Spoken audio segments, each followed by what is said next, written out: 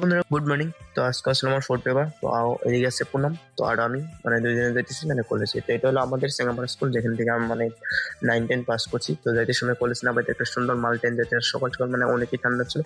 আরো ঠান্ডা তো ঠান্ডা, মানে একটা হাওয়া দিতে আসলো, তো হাওয়াটা অনেক ঠান্ডা। তো ফাইনালি মানে কলেজে পেলাম, মানে কিন্তু অনেকই ঠান্ডা লাগতেছে। একটা তো বিল্ডিং এর উপরে অল্প হাওয়াটা বেশি লাগে। এই হলো এদিকে গাইস আমার আজকেও কি এক্সাম ছিল হবে 30 পেপার হবে। তো ফাইনালি এটা এই যে কোয়েশ্চেন পেপার আর আমার এক্সাম দেওয়া শেষ।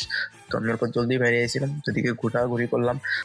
তো বন্ধুরা ঘোরাঘুরি করতে করতে দেখি হাগরাসের দিকে দাঁড়াইছে, মানে আমগোর সময় জিজ্ঞেস ছিল।